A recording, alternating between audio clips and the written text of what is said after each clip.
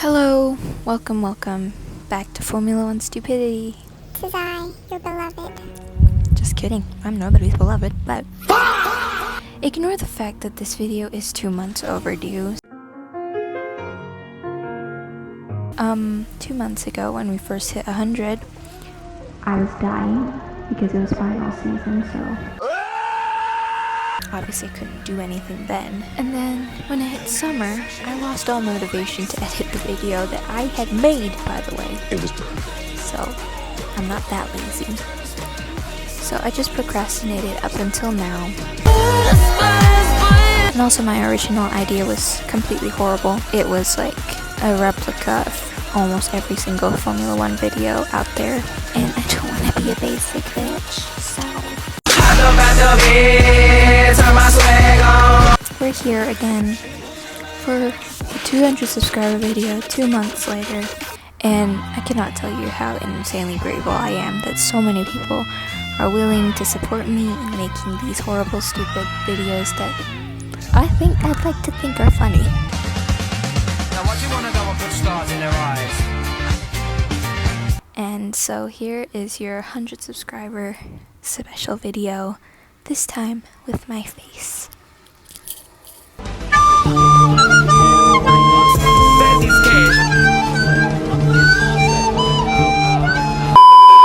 So, I think our topic for today is quite interesting. I'm not like other girls. We'll be expressing opinions. Keyword here, my opinions. If you have other opinions, just tell me in the comments. I really don't care.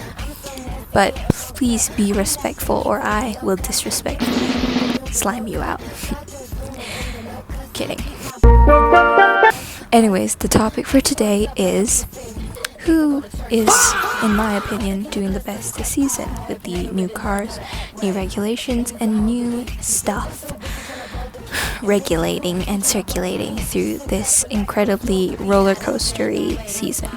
So I'll be taking a look at the top 10 drivers right now and ranking who I think is performing best in 3 aspects: qualifying, race pace, and pure vibes, because this is my video and I can do whatever I want to do. So first off, we starting off very strong. We have Kimi Antonelli.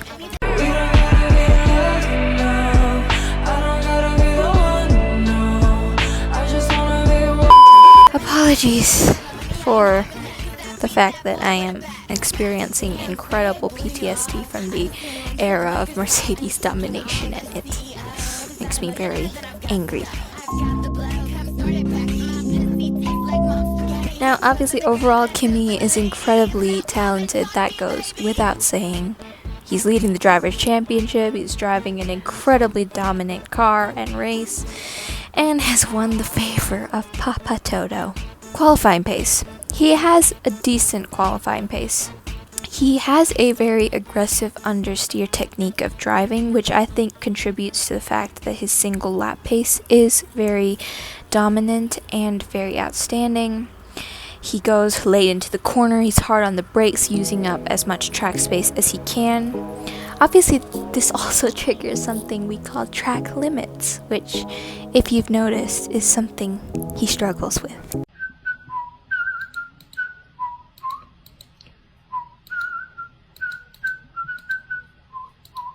This kind of late braking style really suits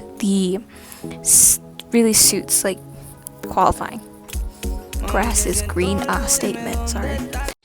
Oh, brother, this guy stinks! Overall qualifying, give him a 9 out of 10. I'll take up 1 point because he's not my favorite and I can do whatever I want. Alright, next we're going on to race pace. This is probably one of his strong points, although anybody would be strong if you're driving a Mercedes rocket ship, so Little bitch, shut the fuck up. I'm not saying he's not talented, okay? I'm just saying it's not just pure talent and raw pace that makes him so formidable. It's also because of the car he's driving. Hence why I'd say his race pace is more consistent this season than George. And it's not just because he's faster or more talented. I just think he hasn't completed, if you can see in the races, he hasn't completed that many impressive overtakes since he's not overtaking anybody. He's just in the front all the time. Take it down. Take it down. We haven't really had the opportunity to see pure racing overtakes rather than just battery overtakes though, so I have to be fair here. Thank you.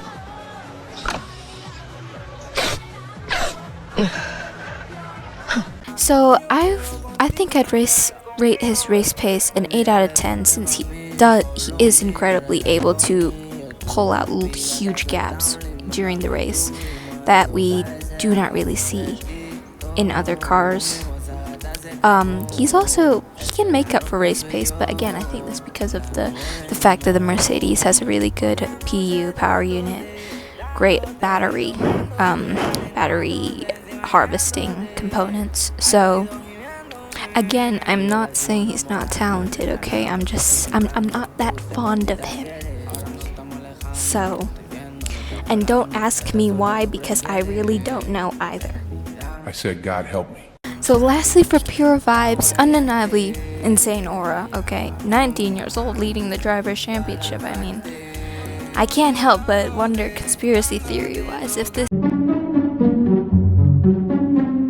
Who am I to question? I think I'm gonna be a little biased here because, again, this is my video. I can do whatever I want.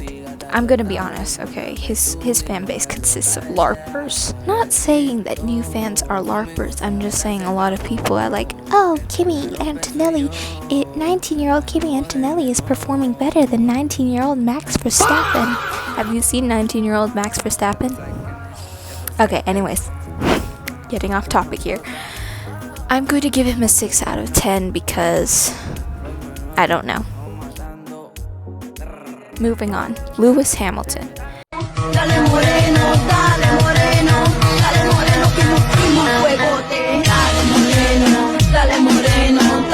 Now, Hamilton has been doing incredibly well this season, which I am so glad for, especially after that complete clown show last season that completely and almost wrecked him. Yeah, useless. We probably need to change driver. I'm so glad he made the changes he needed in the team, and now that he's doing well instead of completely being mowed over by a car and completely trampled underfoot by his absolute circus of a team. I think qualifying pace, I'd say, is impressive, and I'd say not more remarkable than Charles's. It's just much more consistent. He's obviously not going to match Kimi's, owing to the fact that Ferrari's a little more mid on single lap pace during qualifying sessions, though. Isn't that the story of every single season for Ferrari?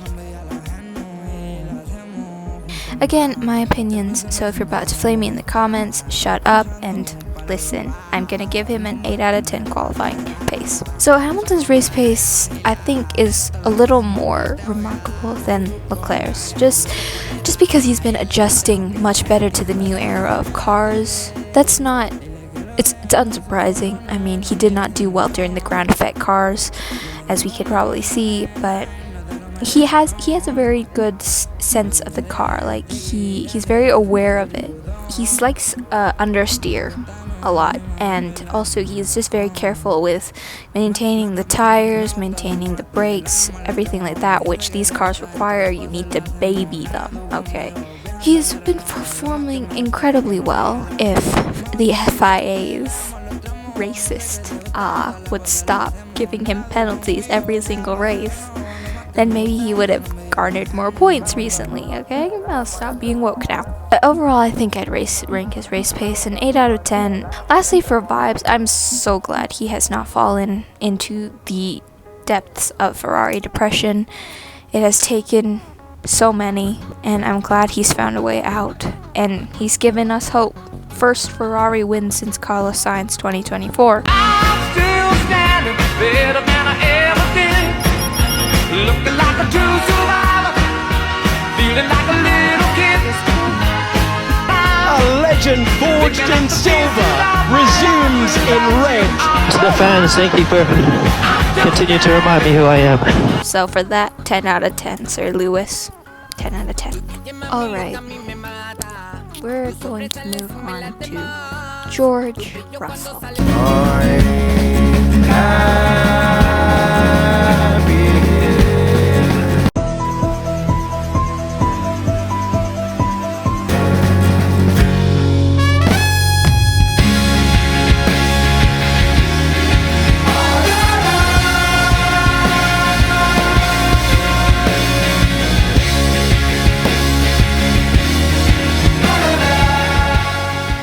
Oh, George, I feel sorry for him. It appears the pain of Ferrari has somehow transferred onto him. He has pace, and I'm gonna be a little controversial here and say something. Kimi is very clearly being favored over George, and I find it a little sad since George never was never the first driver at all. He was only the first driver when he did not have a chance at all to win the championship last season. He's never had a chance to shoot at the championship, and despite the fact that I'm not that fond of him, I still do think he is a very consistent driver, always delivering very good performance even with horrible crappy cars. He very much deserves a fair chance to fight for the championship. I'm sorry, but he's not getting that. I do not think that's helping him mentally, and even if nothing is different on the two cars, which I think there might be, the attitude that Mercedes is treating him with is not cutting it.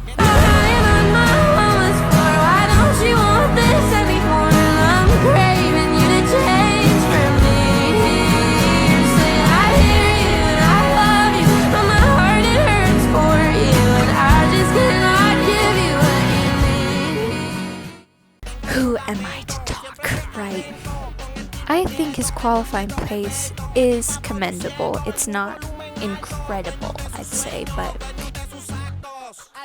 he just delivers strong results, though race pace maybe it's a different aspect, though that's more of a question of luck than anything else. I'll give him a 9 out of 10. Okay, I feel bad for him. And also because he's genuinely deserves 9 out of 10 performance. Okay, and I respect that he's still trying so hard even after being so tremendously screwed over by his team. So, race pace, that's where we find a little problem. I don't think it's him though, it's the car, it's reliability issues, it's Mercedes, not him. His performance in the Hungarian Grand Prix just proves, from P20 to P7, Proves that when the car's not exploding, he can do well. his race pace is not that different. George has only been off in a few races, and he does not suck as much as people think he does. This new generation of cars is really unreliable. I think it's too early to determine whether it's gonna be George's problem, or if he's gonna be able to adapt. Reminder, okay? Hamilton struggled horribly during the ground effect cars, so we need to be patient with George himself. Overall, his race pace is above average, not outstandingly notable, but it's not really his problem, okay? He does not suck that much. He is still very much on track. He's still very much in the game. So that's why I will be giving him a 7 out of 10. I did not roast him as much as I thought I would, but based on the vibes, since I feel bad for him, we're giving him a 6 out of 10. No further explanation needed. We move on to Charles Leclerc.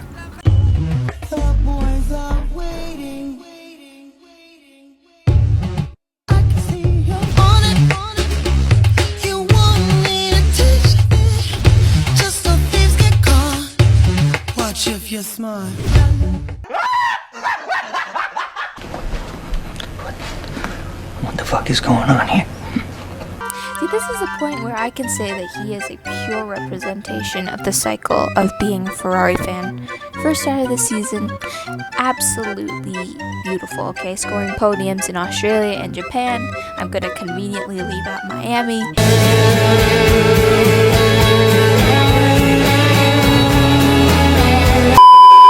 And then a back-to-back DNF in Monaco and Barcelona. I'm done.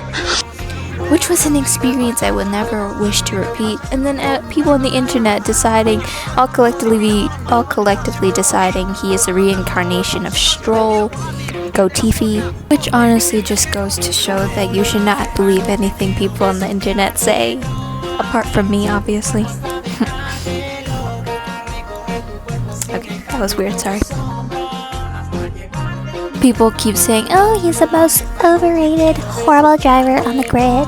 and then Charles, being the wonderful, goated driver he is, proceeds to show the haters and have a beautiful win in Silverstone. You see what we have to go through? Do you see what wearing this shirt implies? Okay, the mental strength needed for this. Girl, bum my anthem, turn it up and throw attention. Fuck you and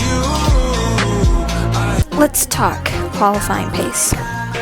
Here I would argue that over the single lap, Charles is less adapted to the car in comparison to Lewis, in my opinion. However, he does outqualify Hamilton just the slightest bit.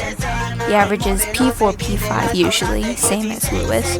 But if we want to be exact, he averages at P4.2727272727, and Lewis averages a P5, or if we want to be exact, P4.3636363636. Do with that information what you want. You guys, I'm like really smart now. You don't even know. Qualifying has always been one of his strengths, okay? But there's always this year there's just been something off with the pace, I feel like. I don't think it's his problem, and I think it's just more of the fact that it's just hard to drive these cars. He said himself he's confused as to why he isn't delivering the same kind of pace as Lewis, or that he expects of himself. But I don't think it's the big problem here. I don't think it's something I'm going to cancel him out for, hence 8 out of 10, just like Lewis. How do I say this? It's inconsistent, that's what I'll say. I don't think it's his problem, but again, similar to George, he's not used to driving these cars. And yes, I'm biased, so I can talk smack about these cars as much as I want. Do I look like I give a fuck? Because I don't. Jokes aside, he's performing fine, but there are times when you can really see he's just struggling because he cannot get a good feel of the car. What I'd say is that one big thing about this is his mentality issue, is that he just doesn't raise questions and problems and changes with the team, which is what Lewis did. I think it's been a little hard for him to adjust these cars that require a very particular setup from driver to driver.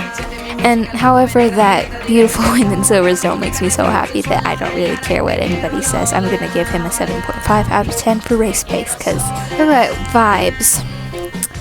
Now I've already gotten used to this sort of roller coaster cycle since I am a Ferrari fan. Mental strength is a must. If you don't have it, leave. Hence, I don't really mind. I just wish we could have a year where we didn't have to go through all of this, but I guess we can't, so... Charles is a pure demonstration of the indomitable Kieran spirit, and I saw this beautiful edit on TikTok, so I'm going to show it to you.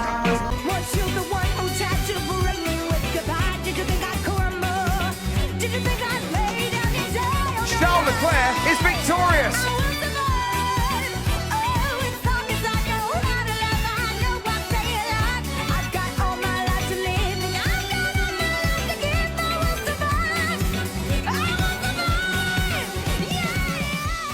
Ten out of 10 for pure vibes and the fact that I will always stand him.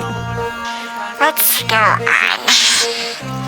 Lando Norris is next.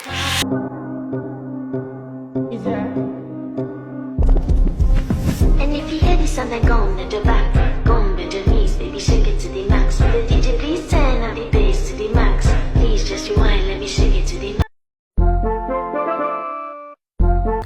Qualifying has been decent, but pretty much of the same old stuff. McLaren has been decently fast near the end of the first half of the season, and he did get a pole, but that we're not going to take that out of context. You know, we have to be fair. He says Lewis was not being fair in the previous reviews, whatever, I don't care. Anyways. His single lap pace has been picking up over the course of the season, and I think he does have a chance to come back much better after the second break. So, 7 out of 10. Next we'll talk race pace. Started off the season with unremarkable performance, and then podiums in Miami, Barcelona, and Hungary. Again, McLaren is still figuring out their car setup since apparently Mercedes didn't ship the instruction manual with the engines. If we take the Hungarian Grand Prix itself though, and he had complete risk of aura by saying, I doubted him at first, I must admit, but Mr. Lando Norris, I'm sorry I doubted you. Again, we're not going to take things out of context. So, 7 out of 10. I feel like I'm being really nice, honestly, but it's fine. I feel really bad if I give anybody, like, below a 6. I like how chill he's gotten this season. So for that, 9 out of 10. Or the fact that this is like a whole other day and I look like a whole new person. I cut my hair and it looks like shit. Pull it down. Alright, anyways, we're moving on to Max Verstappen.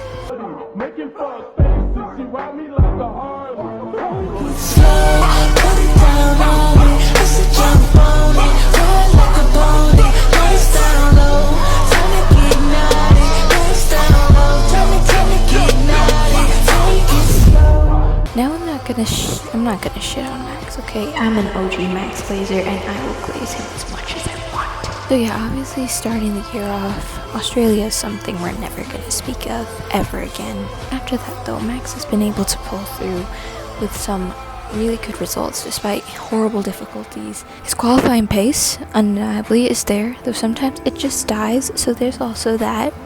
But I think that's just a recurring theme in this year's season, so we're not gonna talk about that.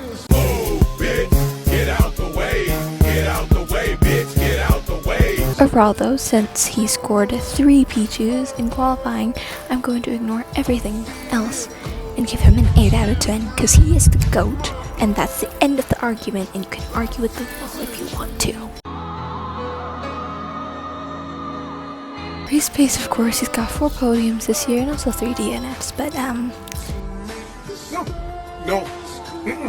otherwise speaking, Max is doing incredibly well despite the fact that he's not battling with the optimal performance from the car that he wants. He and Lewis delivered some incredible fights this year, and that alone, that overtaking Hungary, was possibly one of the most beautiful things I have ever witnessed in my life. His driving style is very adaptable, which, I mean, that he will be able to adjust. He will be able to get better. He will win. He will be the GOAT. 8 out of 10 to Max. Pure vibes, 10 out of 10. Because I just love how much of a hater he is of these horrible regulations. You don't deserve to wear the badge! Get out of my club! Get out! Get out! Alright, next we're going on to Oscar Piastri.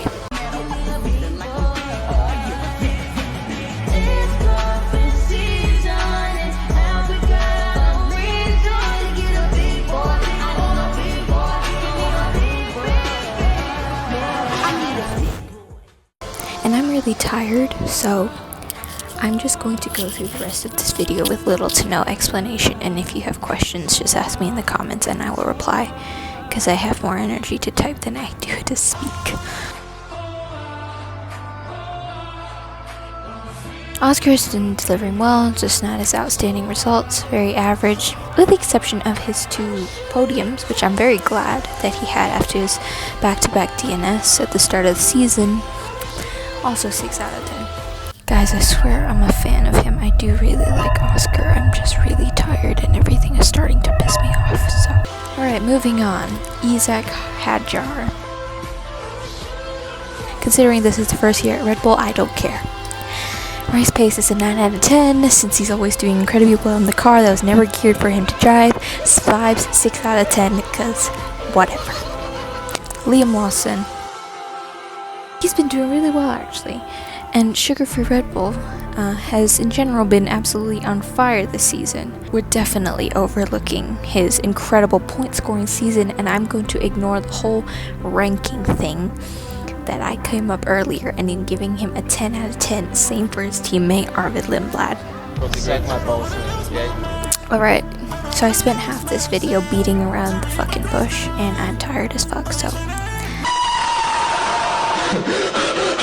I'm going to group Liam Lawson, Pierre Gasly, Arvid Lindblad, and Franco Colapinto within a general box of 9 to 10, 9 out of 10, 10 out of 10, 8 out of 10s. Well, these drivers have been just doing really well in the midfield, especially the two boys from the hit team Visa Cash Out Racing Bulls, and their performance at Spa has been so unexpected and so glorious. I think the driver who's doing the best, in my opinion, is Max Verstappen. I think it's either Liam Lawson or Arvid Lindblad, judging from the perspective of their. Jealous of the fiends, like why you always on the front? You never got no motion, I just never got no action. Bitch, I'm all about me passion. Almost always you're gonna see them in Q3. They've adapted really well to the new regulations, and Arvid has been racking up points despite this only being his rookie season, and he's just fighting near the front of the midfield and displayed so much pace and driving ability and attitude that I did not expect. Alright, I'm done.